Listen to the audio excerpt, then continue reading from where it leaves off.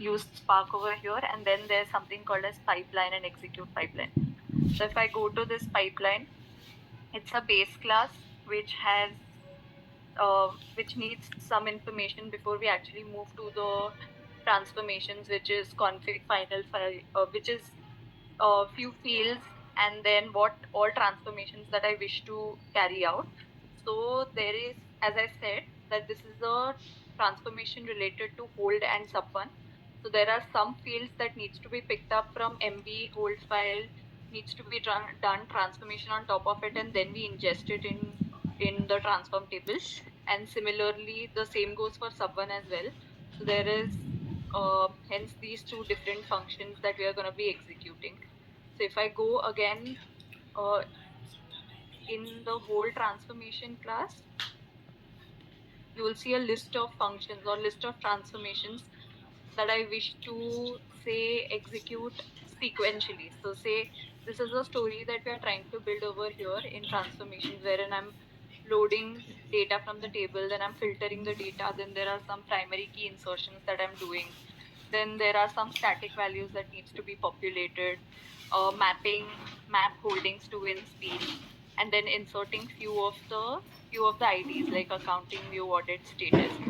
So I've divided the self transformations into various functions, and whenever someone wishes to say work on a particular field or on a logic of related to a particular field, they can simply add the function over here and append to this transformations list. So for instance, if I go in a load data from table, it's nothing but loads it loads data from a raw table that's one of the argument.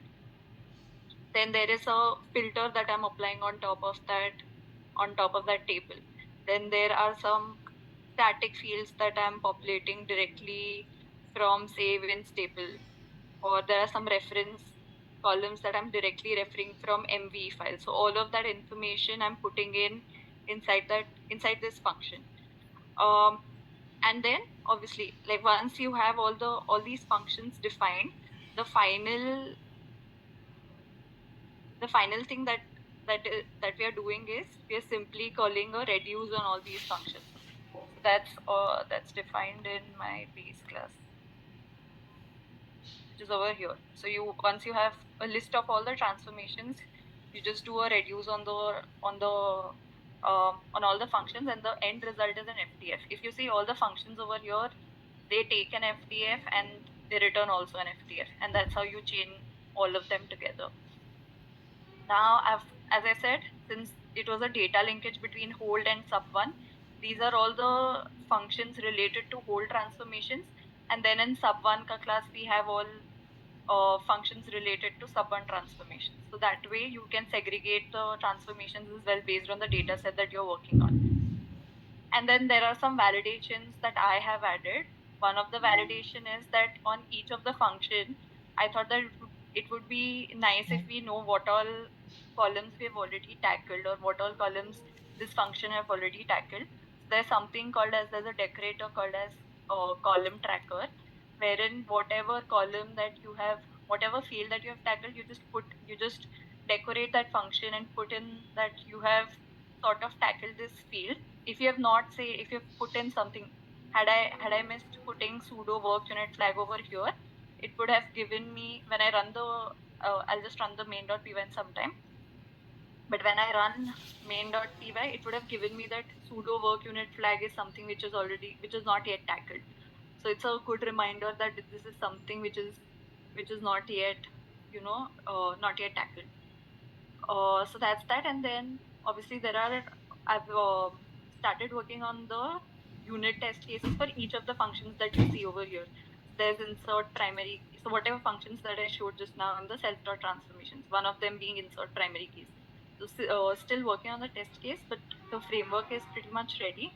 So what you do is you simply pass an input CSV and an output CSV. So whatever FDFs that you need or whatever data frames that you need for this function to run, you put it in input CSVs, and in the output CSV, you I mean, whenever the function runs on top of that input CSV, you compare the result of that with the output CSV. And that's how your a single function gets tested. So yeah, I mean, this is the test CSV is framework. the data frame here. Sorry.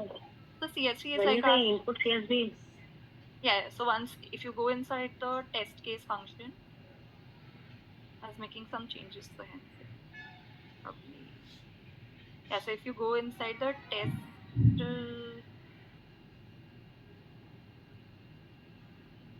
Sending it. So load CSV to data frame. So run tests.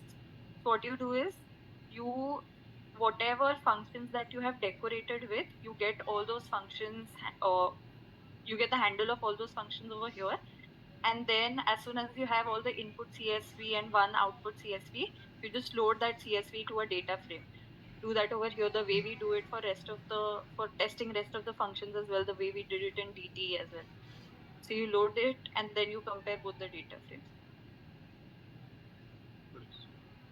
And if you had to move to an actual table to test, like let's say you had some data, then is there another parameter you give to your test, or?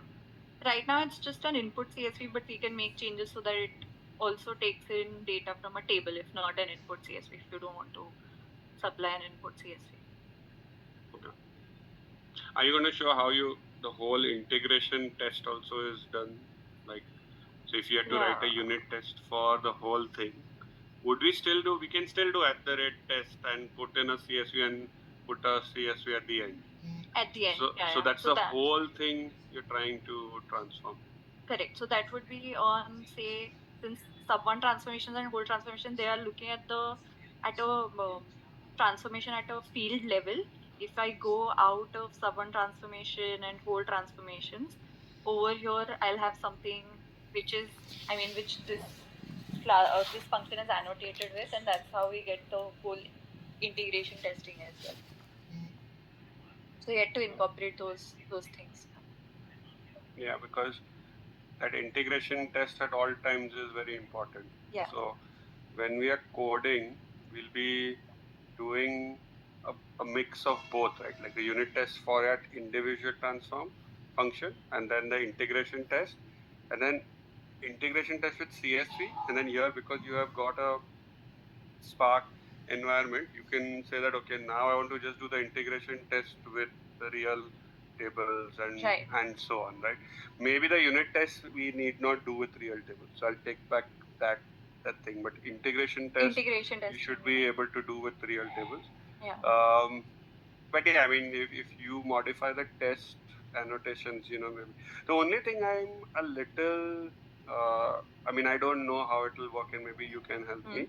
Is do we have a condition where we'll have two FDFs that are getting generated? They're partially generated, and then this one feeds into this like midway somewhere. Yeah, I thought right now we do not have a case as such, but I did think about it, and I'm yet to make the change again. So I've thought of coming up with a context, probably a place wherein I can store that FDF for a temporary period and then read that FDF again in one of the functions. So maybe like a cache manager, so to say, or a context setter, so to say, which basically stores that FDF for an interim period, and then you can use it in any of the functions. You directly read it from that manager. You know what? If you can go back to that whole transformation thing where you've defined the entire flow, right? I'm almost thinking. So what is this really, right? It is load data. FDF equals to load data. It returns. Then you say filter, hold, or asset base, and then you put that FDF one. Then FDF2 comes out, and all. That's what the reduce function will do, right?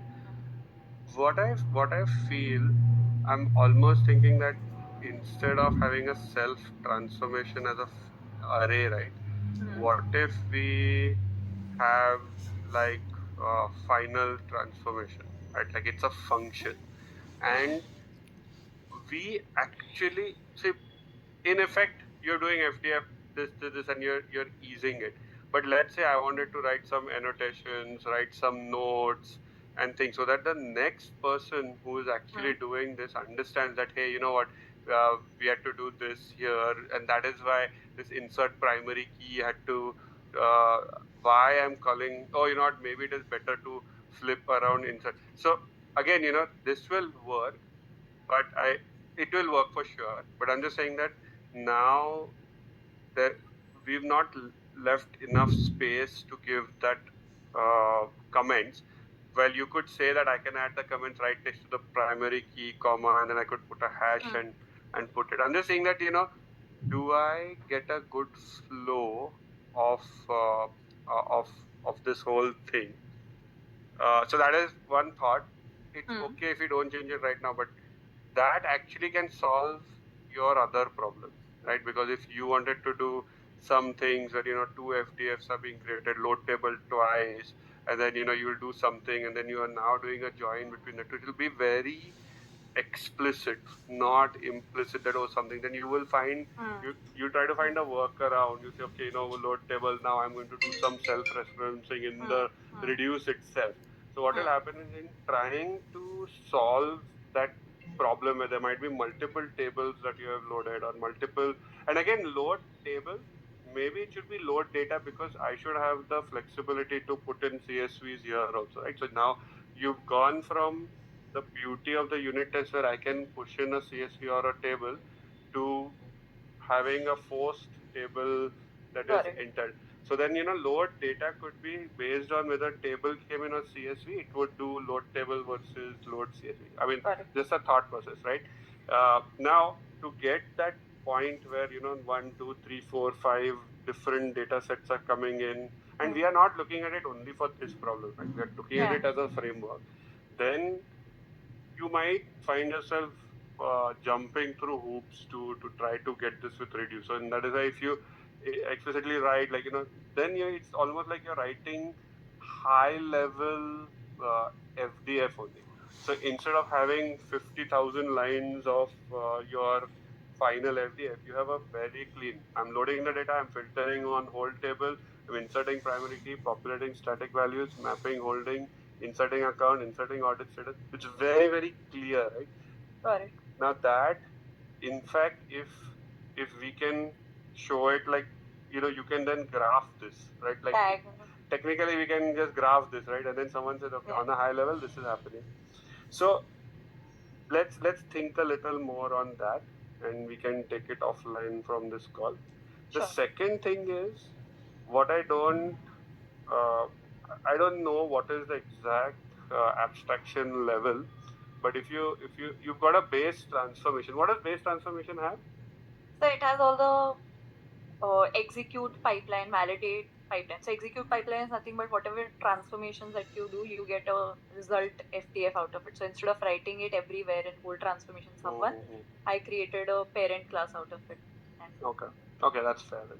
That's fair. Also, is this, I can understand hold and sub one inside this directory structure wins MVE. Probably base transformation, test framework, column tracker. Will go out of it. Yeah, it has to go outside, right? So that is, and I like that. Again, you've done Fusion FA transformation as the directory. It's okay for now, but maybe we might have to restructure this entirely, right? You know how they have onboarding, like a Fusion data onboarding? Maybe the repo should be Fusion data onboarding XYZ, whatever.